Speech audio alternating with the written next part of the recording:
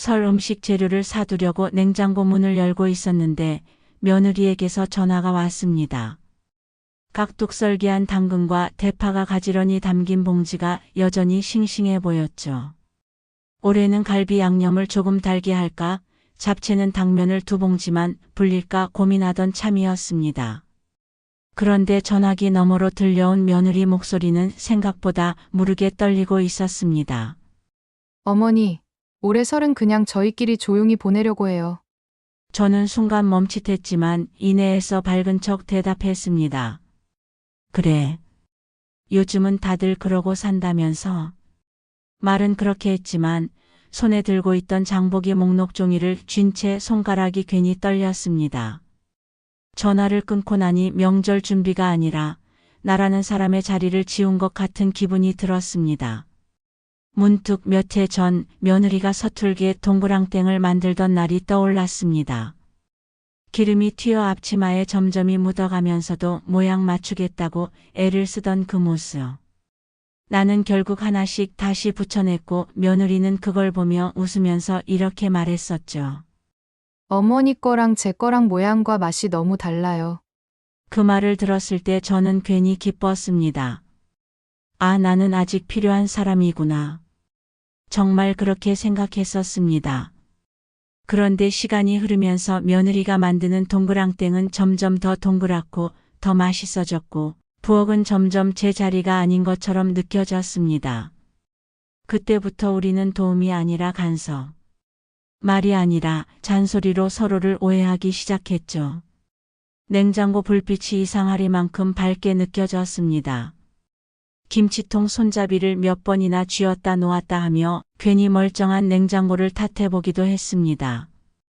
며느리 집은 차로 30분 거리인데 오늘만큼은 그 30분이 참 멀게 느껴졌습니다.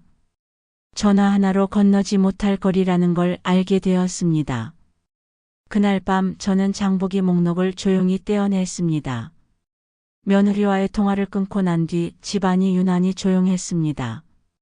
TV 소리는 흘러나오고 있었지만 제 귀에는 하나도 들어오지 않았습니다. 명절이 코앞인데도 생선 굽는 냄새도 없고 부엌 어디에서도 기름 끓는 소리가 들리지 않았습니다. 저는 소파에 가만히 앉아 있다가 갑자기 일어나 부엌으로 갔습니다. 거기엔 며칠 전 미리 사둔 당면과 전 부칠 팬이 가지런히 놓여 있었습니다. 아무것도 시작하지 않았는데 마치 이미 모든 게 끝나버린 것 같은 기분이 들었습니다. 창문을 열자 겨울바람이 차갑게 들어왔고 그 바람 사이로 이상하게도 누군가의 목소리가 들리는 것 같았습니다. 그 목소리는 다름 아닌 제 속마음이었습니다. 정말 올해 명절엔 내가 빠져도 되는 걸까? 그 질문은 몇 번이나 되뇌어졌지만 대답은 나오지 않았습니다. 대신 갑자기 이런 생각이 들었습니다. 빠지라는 말이 아니고 그냥 쉬라는 말이었을지도 모르지. 그제야 조금 마음이 느슨해졌습니다. 저는 찬장을 열어 오래된 여행용 캐리어를 꺼냈습니다. 손때가 묻은 손잡이를 쓸어보는데 괜히 지난 시간들이 밀려왔습니다. 시어머니였던 시간보다 한 사람으로 살았던 시간이 더 많았던 것 같은 착각이 들었습니다. 캐리어를 바닥에 펼쳐놓고 옷을 몇 벌 접어 넣었습니다. 마치 잠시 머무르다가 돌아올 사람처럼요. 그렇게 짐을 싸다 말고 부엌으로 다시 돌아갔습니다. 김치통을 열고 멸치조림을 담은 통도 열어봤습니다. 그대로 두고 나가도 되는지 괜히 몇 번이나 확인했습니다. 그제야 알았습니다. 저는 명절을 준비한 게 아니라 제 존재를 준비해 왔던 것임을요. 그래서 저는 조용히 마음속으로 말했습니다. 이번 설에는 명절을 보내는 사람이 아니라 살아보는 사람이 되어봐야겠다. 설 연휴 이틀 전 아침 저는 캐리어를 끌고 집을 나섰습니다. 손에는 작은 도시락 가방과 오래된 스카프가 하나 있었는데 그 스카프는 며느리가 첫 명절 때 선물해 준 것이었습니다. 그때 며느리는 웃으며 말했었죠. 어머니, 시장 가실 때 추운데 그냥 다니지 마시고 이거 하고 다니세요. 그 말을 들으며 스카프를 목에 감던 그때의 따뜻했던 기분이 스르륵 떠올랐습니다. 버스 정류장에는 사람들이 많지 않았습니다. 설날 앞둔 사람들의 표정은 분주했지만 제 표정은 오히려 고요했습니다. 버스를 타고 창가에 앉자 겨울 햇살이 유리창을 타고 손등에 떨어졌습니다. 몇 번이나 캐리어를 확인했고 창밖 풍경이 조금 지나갈 때마다 이런 생각이 들었습니다. 이번 설 나는 어디에 있는 사람으로 기억될까?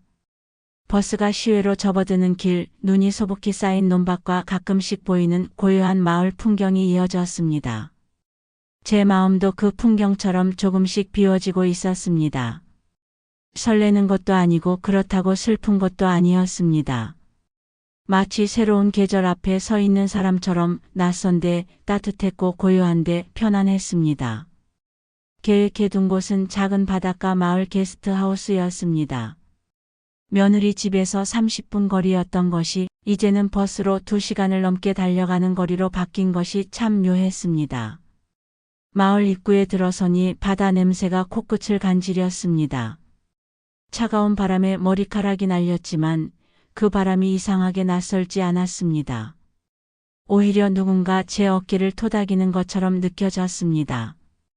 게스트하우스 앞에서 캐리어를 내려놓고 잠시 서 있었습니다. 나 지금 것도 아는 사람도 없는데 왜인지 마음이 편안했습니다. 나는 지금 초대받지 않은 곳이 아니라 내가 스스로 선택한 곳에 와 있구나. 그 생각이 들자 이상하게도 눈물이 핑 돌았습니다. 방 안에 들어서니 창문 너머로 잔잔하게 펼쳐진 겨울 바다가 보였습니다. 저는 가방을 내려두고 창가에 앉았습니다. 그렇게 한참을 앉아 있는데 문득 이런 생각이 스쳤습니다.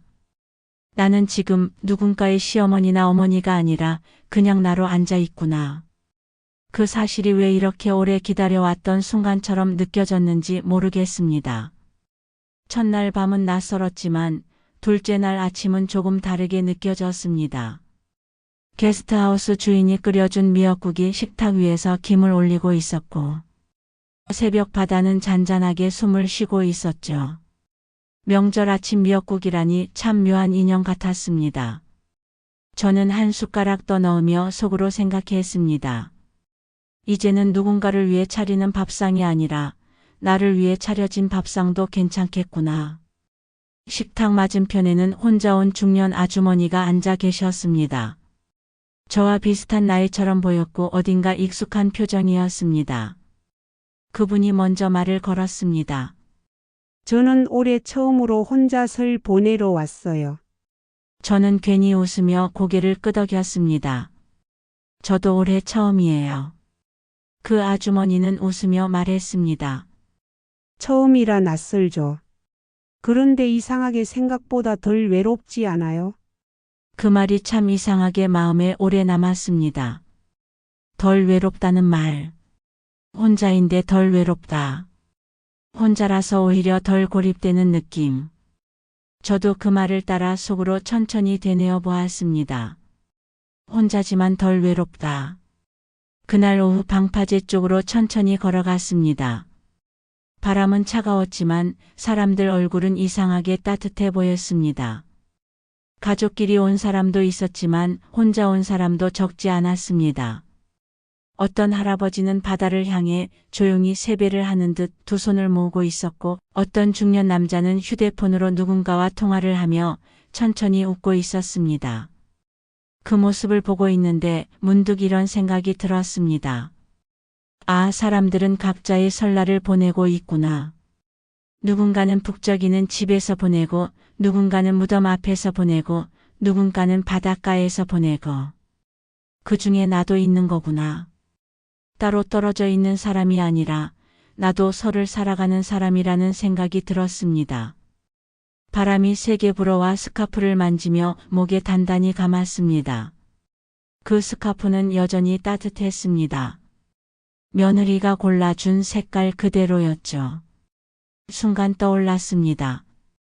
나는 며느리에게서 떠난 게 아니라 며느리로부터 나에게 잠시 옮겨온 건지도 모르겠다. 그 순간 이상하게도 마음 한가운데 이런 문장이 떠올랐습니다. 나는 설날에서 빠진 사람이 아니라 새로운 설날로 옮겨온 사람일지도 몰라. 그 문장을 따라 걸음을 멈추고 바다를 바라보았습니다. 말은 하지 않았지만 제 마음은 아주 조용하게 말하고 있었습니다. 괜찮다고. 이 설도 나쁘지 않다고. 나 혼자 보낸 게 아니라 나로서 처음 보낸 설이라고. 그날 밤 저는 따뜻한 전기장판 위에 누워 창문에 비친 제 얼굴을 한참 바라봤습니다. 그 얼굴은 쓸쓸해 보이지 않았습니다. 어쩐지 좀 단단해 보였습니다. 설 당일 아침 창밖으로 햇살이 환하게 들어왔습니다. 바다는 고요했고 게스트하우스 복도에서는 누군가 인스턴트 커피물을 끓이는 소리가 났습니다. 평소 같으면 새벽부터 전을 부치고 갈비를 졸이고 손주들 먹일 떡국 간 맞추느라 정신 없었겠지만 올해 설 아침은 아주 조용했습니다. 저는 이상하게 그 조용함이 싫지 않았습니다. 어쩌면 처음으로 쉬는 설을 맞은 것 같았습니다. 그런데 오전 9시쯤 전화가 울렸습니다. 며느리였습니다. 순간 마음이 잠시 흔들렸지만 숨을 골랐습니다. 예전 같으면 서둘러 전화를 받았겠지만 이번엔 잠시 울리는 소리를 듣다 천천히 통화 버튼을 눌렀습니다. 어머니 새해 복 많이 받으세요. 목소리는 조심스럽고 아주 조금 떨리는 것 같기도 했습니다. 그래, 너도 복 많이 받으렴. 목소리를 최대한 부드럽게 내보냈습니다. 잠시 정적이 흘렀고 며느리는 조심스럽게 말을 이었습니다. 어머니, 혹시 어디 계세요? 식사는 하셨어요? 그 순간 예전 같으면 괜히 서운함이 치밀었을지도 모릅니다. 그러나 이상하게도 이번엔 마음이 한결 고요했습니다. 저는 창밖 바다를 바라보며 천천히 말했습니다. 응, 바닷가에 와 있어. 잠깐 쉬러. 며느리는 조금 놀란 듯 말이 없었습니다. 한참 있다가 천천히 말을 꺼냈습니다. 잘하셨어요. 어머니도 그럴 자격 있으시죠? 그 말은 그저 인사처럼 들렸는데 이상하게 마음이 찌르르 울렸습니다. 며느리는 조심스럽게 말을 이어갔습니다. 사실 이번 명절 음식 준비하는 동안 어머니 생각 많이 났어요. 저는 웃으며 대답했습니다. 나는 너가 잘할 거라고 생각했지. 이제는 나보다 더 맛있게 하잖니. 잠시 전화 너머로 며느리의 숨 고르는 소리가 들렸습니다. 어머니, 음식은 잘했는데 집이 이상하게 허전하네요. 보글보글 끓는 소리도 뭔가 다르고요. 그 말은 잘 지내느냐는 인사보다 더 깊은 말이었습니다. 저는 조용히 웃으며 말했습니다. 그게 아마 나 때문이긴 하겠지. 그리고 너가 준비한 설이기 때문이기도 하고. 한참 조용하다가 며느리가 아주 낮은 목소리로 말했습니다. 어머니, 다음 명절은 우리 같이 보내요. 대신 이번엔 어머니 방식 말고 우리 방식도 조금 섞어요. 그 말은 사과도 아니었고 초대도 아니었습니다.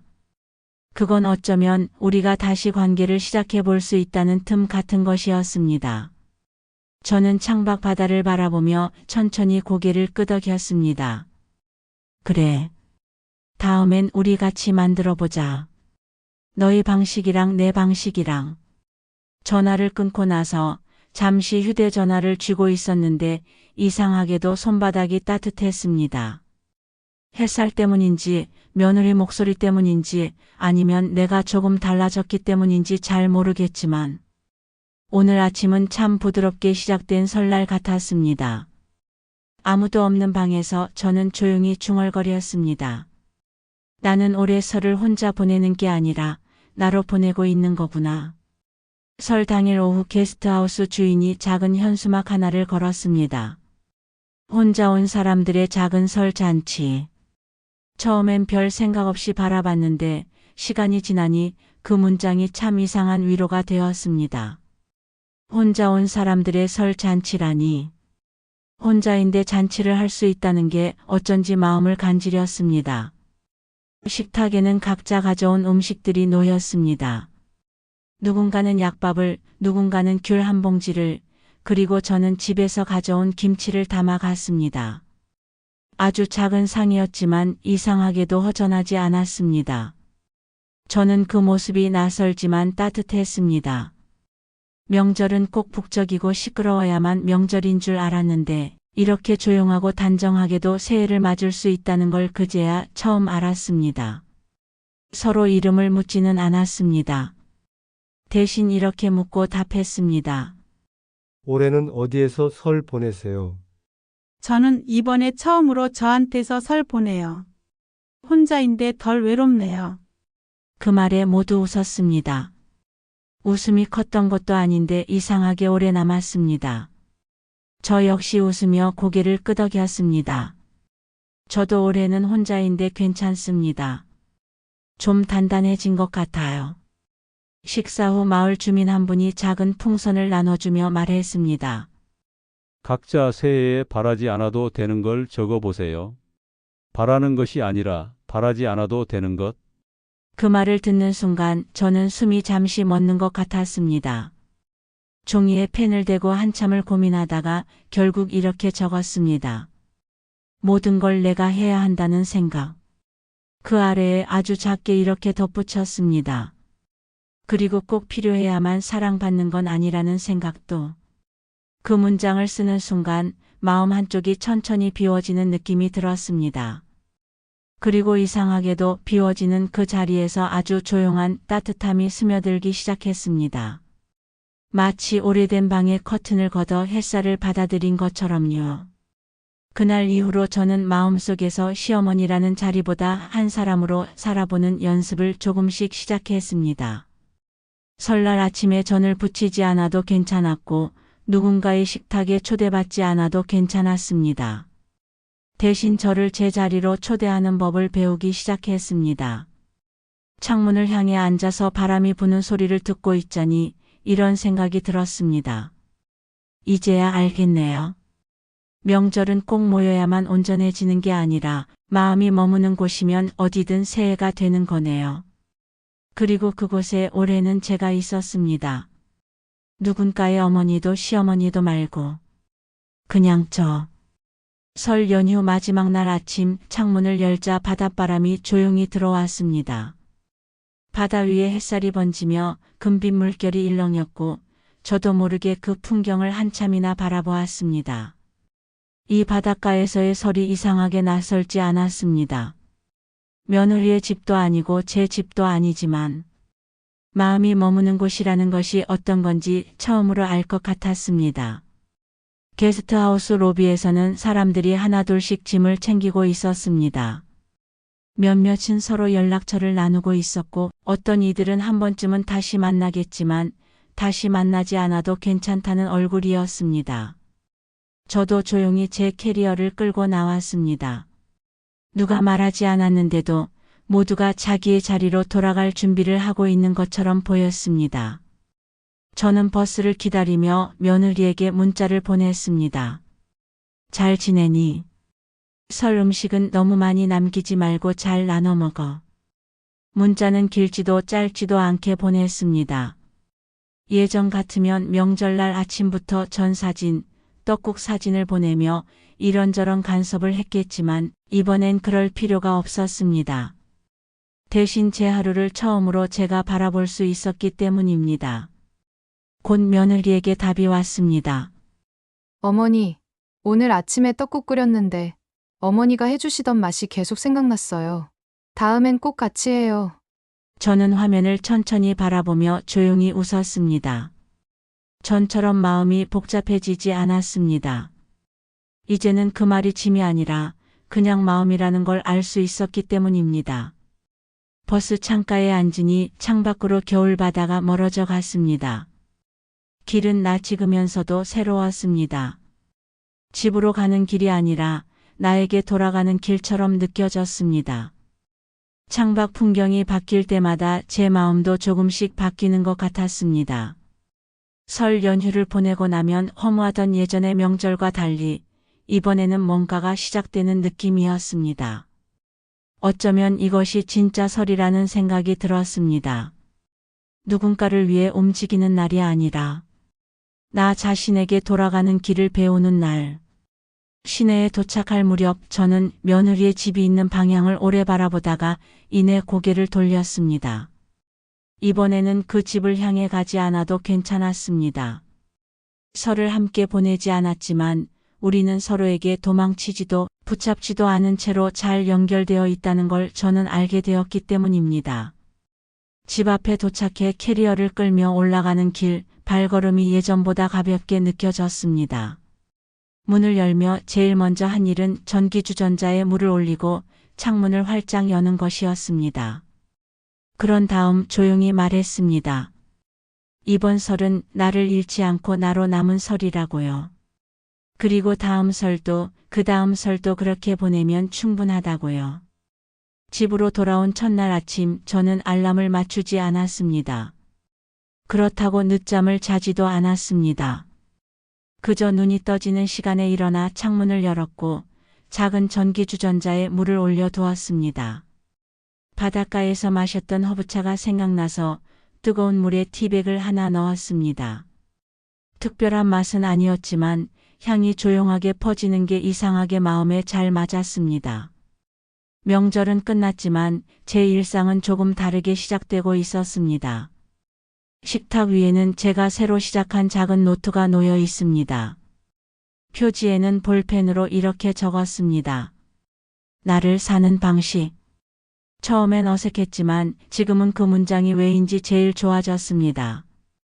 이전엔 명절이 되면 누군가를 챙기고 기다리고 붙잡아야 하는 시간이라고만 생각했는데 올해는 아니었습니다.